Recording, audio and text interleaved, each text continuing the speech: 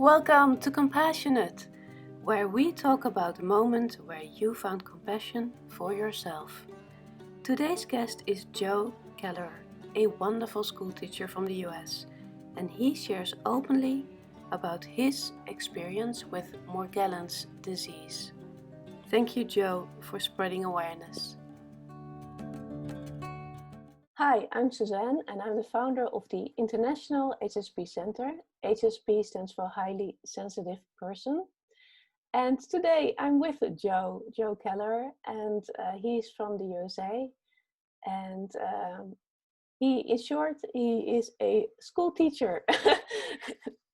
Wonderful. Thank you for being a teacher. You know how much I love teachers. So and being a sensitive teacher is amazing. We need those. It's tough. It's a tough profession, but that's where I'm at. And I don't know, the challenges we have right now are much greater, I think, than typically, but just a typical classroom running it. I always give every teacher credit. It's a tough job. Yeah, I know, and I thank you for doing this. Yeah. So, I'm sorry. Not a problem. Okay. So when we talked about the topic that we want to talk about today, it was 2 or 3 months ago in a community meeting that we had where another sensitive person shared about her mental well-being and also physical. She shared about feeling anxiety, but also aggression. And she also shared that that wasn't her character, the way she reacted and what she shared with us. So, and then at a certain point you said, hey, I want to share something with you, and that's about Morgellons disease. Mm-hmm. And later on we talked, and you shared more about your journey, and I watched the recordings and the audios, and then I really knew that I wanted to do this recording with you because it's so important, and I want to support you on your journey in spreading awareness about Morgellons disease.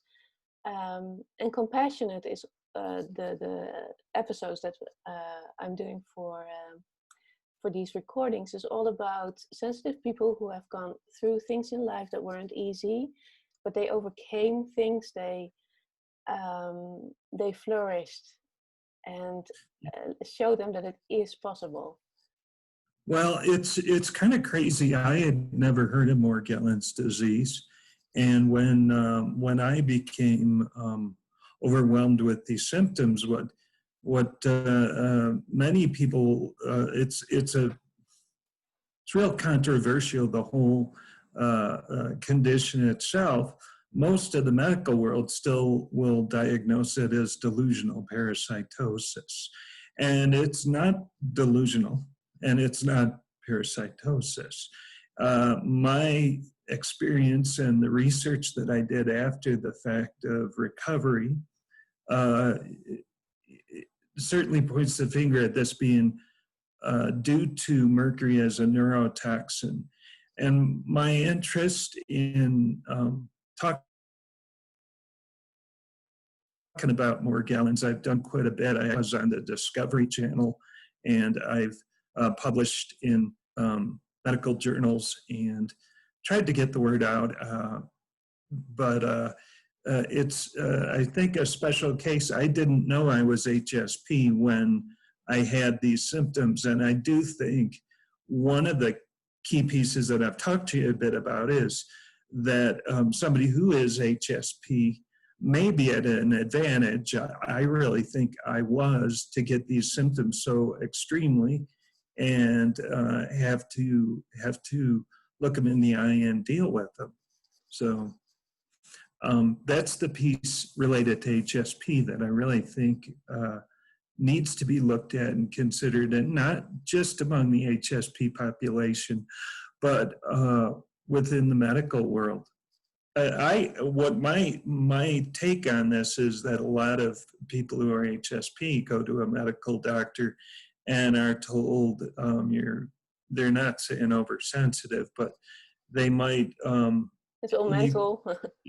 yeah, you can be multi-symptomatic, and instead of calling it multi-symptomatic, people are calling it,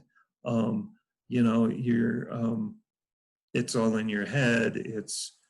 You're little cuckoo because you're saying you've got this symptom and that symptom and that symptom and that symptom. Well, if you have a body that is designed to be extra sensitive, you're going to have alarms going off all over the place. That's the reality of it. Yeah, so we're wired differently. Yeah. Yeah, we're wired differently, and so instead of saying, oh, golly, I feel terrible for myself. Look at me, I've got all these terrible symptoms. What we need to do is step up to the plate and say, here are these symptoms. What's going on? My body is obviously telling me I need to do something different. Yeah, yeah. So you shared a bit, but can you also share what Morgellons disease is not? Oh, there's a lot of things it's not, but I would say, as I did say already, it's not delusional, it's not parasitosis, or it's not an infestation. It feels like it is. I felt as though I had bugs crawling under my skin, and when I was deep into the symptoms, I was not sleeping, I was barely functioning. But it's intense, it's overwhelming. You feel as though there's something alive underneath crawling around. It's not pleasant. And I think, in my case, I was real fortunate, and I feel like there are miracles. I connected with the right people and made good decisions, even in the state I was in. And the thing that I will also say is that I believe as an HSP, not only do symptoms and they are intense, but when you recover, you are much more likely to understand that, I did something right.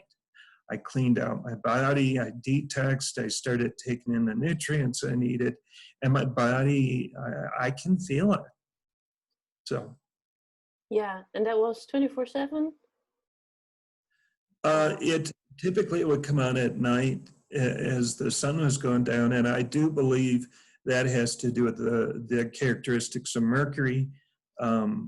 My feeling, I don't want to go too far because there's a lot to it, but I do think if you think of a thermometer, how mercury moves with temperature change, I think that within the nerve system, what I was feeling was the movement of an organic mercury within my nerve systems. Yeah, yeah. So it all started with the dentist when you went to the dentist. The recovery, and simplifying it, what I had 9 mercury fillings, and I had them removed, replaced, and got biocompatible materials. But I also had to be IV'd to chelate the heavy metals out of my system. I was high in mercury, aluminum, and I had lead too. So.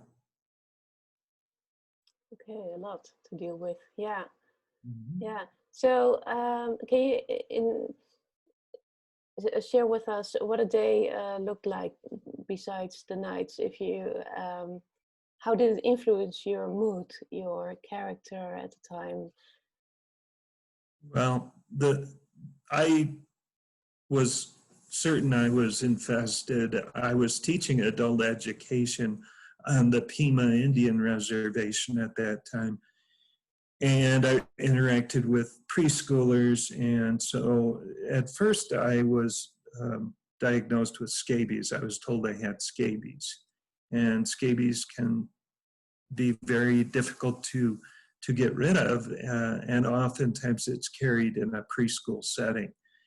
And so at first, that's what I was told, that it looks like you may have scabies. However, so what I would say, my typical day, I was concerned that I was going to give this to other people. So I was concerned in the grocery store. I was concerned when I used the laundromat. I was concerned when I went to work, and it, it gets to you. You're very, very, I didn't want to give this to anybody else.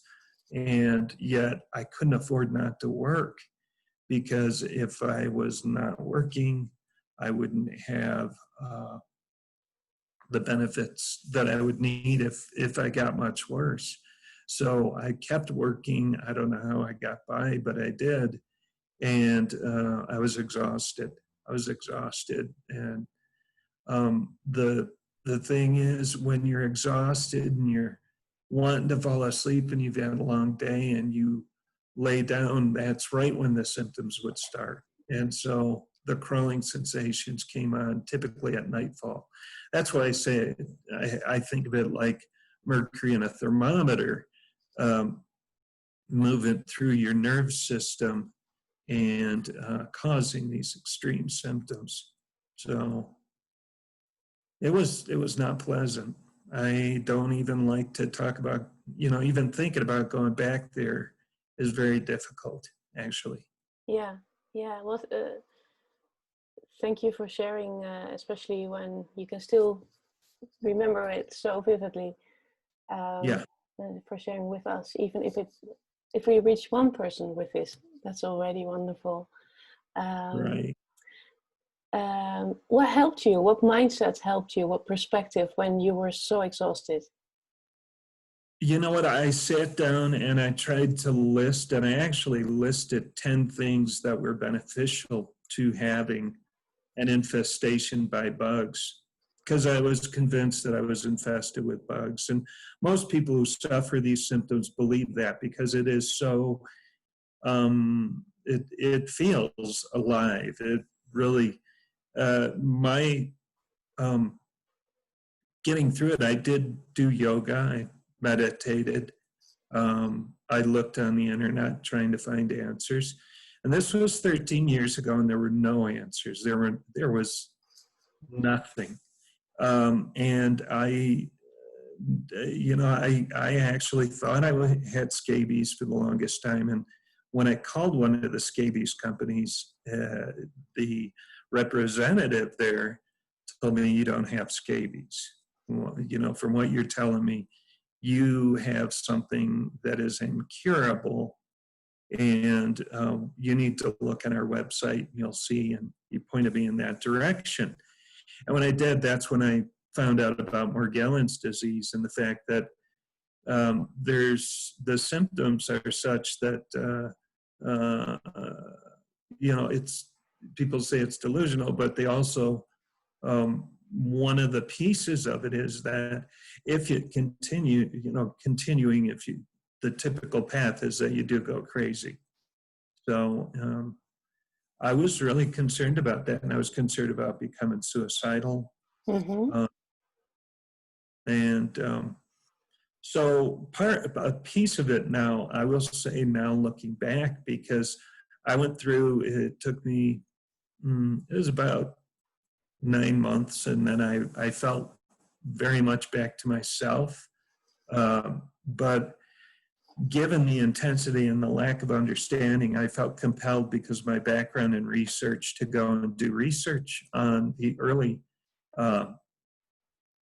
documentation of these symptoms over in the Languedoc region of France. And I went to London, and in the Victorian era, there's a number of cases where it is documented.